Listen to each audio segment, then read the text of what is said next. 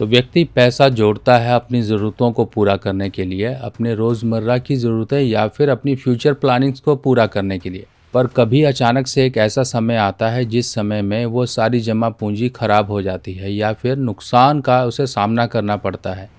ऐसे क्या कारण होते हैं, क्या ग्रह स्थिति होती है जिसके कारण व्यक्ति को एक अचानक घाटा या फिर झटका लगता है? अब ये सब प्लैनेटरी कॉम्बिनेशंस के अनुसार होता है। आज मैं आपको बताने वाला हूँ कि क्या ऐसी स्थिति आपके जीवन में आ सकती है, अगर आ सकती है तो वो कैसे आएगी, और आपको इससे संबंधित पूरी जानकारी दी जाएगी, उपाय संबंधित चीज़ें समझाई जाएंगी। तो दोस्तों, जैसा कि हम जानते हैं, हमारी जन्म कुंडली यानी कि हमारी जन्म कुंडली से सब कुछ ये पता चलता है कि हमारा जीवन क्या है और हम अपने जीवन में ऐसे क्या झटके या फिर नुकसान जीवन में उठाएंगे। चाहे वो नुकसान आपके जाति तौर पर हो, अपने लोगों के साथ हो, या फिर आपके जीवन में धन संबंधी कोई नुकसान हो। व्यक्ति को नुकसान पैसों का किस किस कंडीशन में उठाना पड़ता है। अगर मान लीजिए व्यक्ति बीमार हो जाए तो सबसे पहले उसके काम काज पर चोट पड़ेगी, क्योंकि वही व्यक्ति काम करने वाला है और अगर वो काम नहीं करेगा तो पैसा नहीं कमा पाएगा। चाहे वो नौकरी है, अगर प्राइवेट नौकरी की बात की जाए तो वो व्यक्ति जो काम करता था बीमार हो गया तो उसकी सैलरी कटना शुरू हो जाएगी अगर वो छुट्टी लेगा। अगर मान लीजिए वो बिजनेसमैन है तो बिजनेस में अगर वो सही ढंग से अपनी आउटपुट ना दे पाए, परफॉर्मेंस ना कर पाए, तो उसका व्यापार भी घाटे की तरफ चला जाएगा। आपको अचानक पैसों की ज़रूरत आ गई, आपके पास कोई असेट यानी कि कोई ज़मीन वगैरह पड़ी है, आपने उसको बेच दिया औने पौने दाम पर यानी कि नुकसान उठाकर, ये भी आपका नुकसान के रूप में ही काउंट होगा। कोई अचानक से एक्सीडेंट हो गया, आपकी गाड़ी का नुकसान हो गया, आपकी संपत्ति कुछ जो गाड़ी के रूप में थी वो तो नुकसान हुई, शरीर को भी कोई चोट आई जिसके कारण इलाज पर भी आपका खर्च हुआ। कोई अचानक से झंझट परेशानी आ गई, कोई पेनल्टी लग गई, कोई आपके ऊपर लीगल मैटर शुरू हो गए, इनमें भी इंसान पैसों की बर्बादी कर बैठता है। कहीं कोई पारिवारिक मतभेद या फिर कोई ऐसा फैसला आ गया कोई ज़मीन जायदाद को लेके जिसमें आपको अपनी जेब से पैसे भरने पड़े ताकि आपकी जो पैतृक संपत्ति है वो कहीं से रिलीज़ हो सके।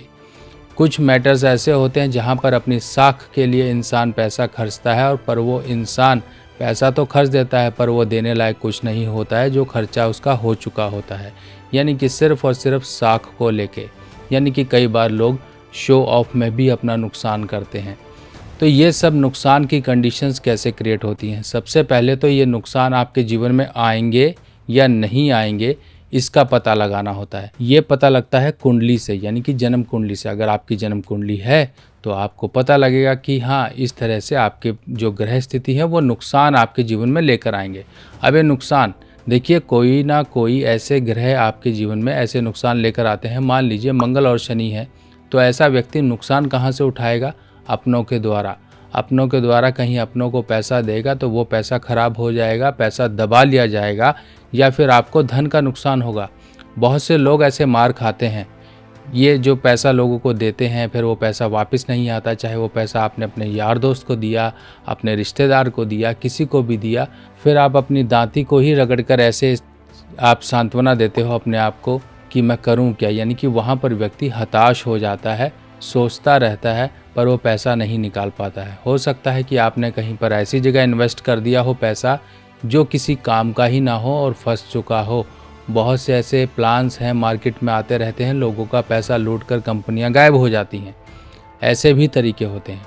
कहीं आपके ऊपर कोई गवर्नमेंट पेनल्टी लग गई, हो सकता है कोई जुर्माना लग गया, हो सकता है किसी तरह के कोई झंझट में आपको पैसा देना पड़ा, तो ये भी नुकसान की कैटेगरी में आता है। अब हम ग्रहों की स्थितियों की बात करें तो ग्रह अगर मान लीजिए राहु दूसरे घर में है, तब ऐसे केस में व्यक्ति को नुकसान आर्थिक रूप से समय समय पर उठाना पड़ता है। चाहे वो किसी तरह का भी नुकसान हो, आर्थिक मंदी व्यक्ति के ऊपर समय समय पर आती है। यानी कि फाइनेंशियल अगर ग्राफ करें तो उतरता चढ़ता रहता है। कई व्यक्ति आपने देखे होंगे पैसा तो बहुत कमाते हैं पर पैसा उनका कहीं ना कहीं इधर उधर ही चला जाता है और उनके पास कुछ होता ही नहीं है। ये राहु कहीं ना कहीं व्यक्ति की एक अनकंट्रोल्ड खर्चे करवाता है, अनप्लैंड चीज़ों को ये मैनेज करवाता है कि व्यक्ति पैसे का अपना कोई वैल्यू या इम्पोर्टेंस ना समझ के उसकी एक इम्पोर्टेंस जब समझेगा तभी वो जोड़ेगा। जब वो सोचता है कि नहीं, हो सकता है समाज में ये चीज़ें रुतबा बनाने के लिए हैं, किसी को देंगे तो मेरी वैल्यू बनी रहेगी, या किसी की बातों में आके ऐसे व्यक्ति अपने पैसे को लुटा देते हैं। और इसके साथ साथ अगर मान लीजिए कहीं आग की घटना हो जाए, कहीं चोरी हो जाए, तो ये भी नुकसान होते हैं और ये राहु दूसरे घर का करवाता है। अब मान लीजिए बुध तीसरे भाव में आ जाए, या 8वें भाव में आ जाए, या 11वें भाव में आ जाए, तब ऐसे केस में तीसरे और 8वें बुध के लिए ये कहा गया है कि ऐसा व्यक्ति अचानक से धन नुकसान झेलेगा। अब वो धन नुकसान या तो सेहत को लेके हो या फिर कारोबार को लेके हो। ये दो मैटर्स खास कर देखे जाते हैं बुध तीसरे और बुध 8वें के लिए। और यहाँ पर जब बुध आपकी कुंडली में है तब ऐसे व्यक्ति सावधान रहें। सावधान यानी कि मनी मैटर्स में बहुत सोच समझ के अपने फैसले लें, किसी की सलाह लेकर ही काम करें, वरना आर्थिक नुकसान उन्हें उठाने पड़ेंगे। अब दूसरा केस आता है कि मान लीजिए राहु पहले घर में आ जाए या फिर राहु 8वें घर में हो। अगर ये कुंडली में है तब भी व्यक्ति कुछ लंबे अरसे तक 45-46 के अरसे तक व्यक्ति अक्सर ये आर्थिक नुकसान समय समय पर झेलता रहता है। समय समय पर उसको आर्थिक गिरावटों का सामना करना पड़ता है। और कई व्यक्ति तो ऐसे होते हैं कि एक बार शून्य चले जाते हैं। शून्य यानी कि सब कुछ ख़त्म, दोबारा से फिर शुरू किया। यानी कि जैसे कि कहीं पर कोई बाढ़ आ जाती है किसी गांव में तो सब कुछ ख़त्म हो जाता है, फिर दोबारा से लोग अपने घर बनाते हैं। इस तरह से व्यक्ति के जीवन में आता है। अगर व्यक्ति की कुंडली के बृहस्पति 8वें घर में हो तो व्यक्ति हमेशा इस तरह की परेशानियों का सामना करता है जो आर्थिक मैटर से जुड़ी होती हैं। और लंबी गिरावट ये बाकी फैक्टर्स को मद्देनज़र रखते हुए देखी जाती है कि व्यक्ति के जीवन में क्या ऐसे कंडीशंस या ऐसे वाक़यात होंगे कि नहीं होंगे कि वो ज़ीरो हो जाएगा फिर दोबारा उठेगा। ये डिपेंड करता है कि बाकी और ग्रह स्थिति क्या है, पर ये एक इंडिकेशन होती है कि बृहस्पति 8वें घर में है तो बहुत सोच समझ के रहे। और ख़ासकर स्त्री के मैटर में कहीं अपना धन ना नुकसान करा बैठे, क्योंकि कई बार ऐसे केसेस होते हैं। बहुत से लोग आपने देखे होंगे, चाहे वो मैरिड लाइफ हो, चाहे कहीं बेमतलब के झंझट में फंस गया हो, इंसान एक बार अपना सब कुछ लुटा के एक तरफा हो जाता है, फिर बाद में वो फिर से अपनी ज़िंदगी शुरू करता है। अब आती है कंडीशन बुध की। जो बुध हमेशा हमारी मैनेजमेंट को कंट्रोल करता है। अगर मैनेजमेंट ही डिस्टर्ब रहे तो व्यक्ति समझ लीजिए कैसे मार खाता है वित्तीय मामलों में, अपने फाइनेंशियल मैटर्स में। अगर बुध 12वें घर में है, अब देखिए ये कंडीशंस तो हैं कि व्यक्ति के जीवन में ऐसी कंडीशंस उत्पन्न होंगी, पर ये कब उत्पन्न होंगी यानी कि कब ये कंडीशंस पैसों को लेके, धन नुकसान को लेके व्यक्ति के जीवन में आएंगी, वो डिपेंड करता है व्यक्ति के वर्षफल के ऊपर, यानी कि एनुअल हॉरोस्कोप, जो कि जन्मदिन से लेके जन्मदिन तक के आने वाले जन्मदिन तक का एक समय होता है। इस समय में प्लैनेटरी मूवमेंट यानी कि ग्रहों की जो एक मूवमेंट है वो क्या दर्शा रही है, क्या वो अच्छे समय को दर्शा रही है या खराब समय को कहीं ना कहीं से लेकर आ रही है, इसी को पहचान कर उपाय किए जाते हैं। तभी आपको ये उपाय सजेस्ट किए जाते हैं कि आप ये बहा दो, ये मंदिर में पहुंचा दो, ये अपने पास रख लो। ऐसे ऐसे कुछ छोटे छोटे उपाय बताए जाते हैं।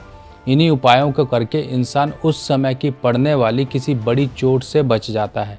देखिए, बचाव पूरी तरह से नहीं होता है, इस चीज़ का आप ध्यान रखिए। हाँ, कई बार वो बचाव पूरी तरह से भी हो जाता है। जैसे कि फॉर एग्ज़ाम्पल कि आपकी तरफ कोई तीखी चीज़ या फिर कोई पत्थर या कोई डंडा या फिर कोई चीज़ आ रही है और वो बिल्कुल आपके तरफ आ रही है और आपने एक कदम ज़रा सा इधर कर लिया तो हो सकता है वो आपको ना छुए और अलग निकल जाए। इस तरह से जो ग्रह की चोट आपको पड़नी होती है वो चोट आपको छू के भी ना जाए।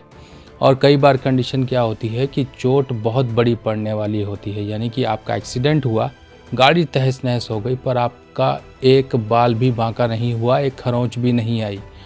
तो इस तरह से कई बार ये उपाय हमें पॉजिटिव तरीके से बचा लेते हैं, यानी कि जो चोट तलवार की होनी चाहिए थी वही चोट एक सुई की चोट के बराबर होके निकल गई। और ये चीज़ें उपायों के ज़रिए हो जाती हैं, पॉसिबल हो जाती हैं। कई बार जो चीज़ें मिलनी ही होती हैं, जो चीज़ मिलनी है, जैसे कि मौत इंसान को मिलनी ही है, उसको कोई नहीं बदल सकता। तो जीवन और मृत्यु जो है ऊपर वाले ने लिख कर भेज दी है मुकद्दर में, जिस तरह से वो मिलनी ही मिलनी है। पर हाँ, हम कुछ छोटे मोटे उपाय जतन करके अपने जीवन में आ रहे अवरोधों को उपायों के ज़रिए दूर कर लेते हैं। अब ये अवरोध, ऑब्स्ट्रक्शंस, ये जितनी भी रुकावटें हैं ये कहाँ से पैदा होती हैं? अगर मान लीजिए आपकी कुंडली में शनि, राहु और केतु ये 3 ग्रहों पर ही सभी की सभी नेगेटिव चीज़ों का दारोमदार होता है। अगर ये ग्रह कहीं आपके लिए नेगेटिव परफॉर्मेंस कर रहे हों तो अगर इनका रोल आपके लिए नेगेटिव है तो इंसान के जीवन में नेगेटिव वाक़यात होंगे। अब वाक़यात कैसे होंगे? जैसे कि धन नुकसान हो गया, आप कहीं फंस गए, आपको बीमारी लग गई, यानी कि सब चीज़ें इंसान के पैरों में एक तरह से बेड़ियों का काम करते हैं और इंसान को हमेशा रोकते ही रहते हैं, यानी कि ब्रेक लगवाते हैं। अगर मान लीजिए आप रास्ते से जा रहे हैं, रास्ते में बार बार आपको स्पीड ब्रेकर मिले तो आपकी जर्नी स्मूथ नहीं होगी। इसी तरीके से आपके रास्ते में हमेशा आपके दुश्मन खड़े हों, आप जहाँ जा रहे हो तो आपके मन में हमेशा एक डर, एक अवरोध का सामना करने की चिंता, ये सब आपके दिमाग में हमेशा घूमती रहेंगी। कई लोग बिना किसी हर्डल्स के आगे बढ़ जाते हैं और उनका समय भी बच जाता है, क्योंकि समय से बड़ी कोई चीज़ नहीं है। इसीलिए आपको हमेशा कुछ छोटे छोटे उपाय कहे जाते हैं। आप चाहें तो वो उपाय के तौर पे ले लीजिए, चाहे आपके नियम के अनुसार ले लीजिए, चाहे आपके रिवाज़ों के अनुसार ले लीजिए। इन सब की एक इम्पॉर्टेंस होती है कि हाँ, मंदिर में कुछ दान कर दिया, गरीबों को कुछ दे दिया, घर में कुछ ले आए, इस तरह की चीज़ें ऑटोमेटिकली उपाय कर देती हैं। पर फिर भी आपको एक तरीका तो हमेशा आजमा के रखना है, जो कि आपको अपने मंगल को पॉजिटिव रखना है, क्योंकि खुशी तभी मिलेगी जब आप कुछ अचीव करोगे, जब कुछ हासिल करोगे, और खुशी ही मंगल है। आपने कई लोगों को देखा होगा, ज़रा सी खुशी मनाई नहीं कि प्रॉब्लम शुरू, पार्टी करी, मिठाई बांटी या किसी को अपनी अचीवमेंट्स बताना शुरू कर दिया तो घर में क्लेश या बीमारी या एक्सीडेंट या नुकसान। इस तरह की चीज़ें अक्सर मंगल के कारण आती हैं। मंगल ही वो शक्ति है जो आपको उस खुशी तक पहुंचाती है जो आपके जीवन में सदैव रहे। अगर मंगल नेगेटिव होगा तो सब चीज़ें नेगेटिव होंगी। हमेशा आपको डर डर के सोच के ही आगे बढ़ना पड़ेगा कि यार मैं बोलूं कि ना बोलूं।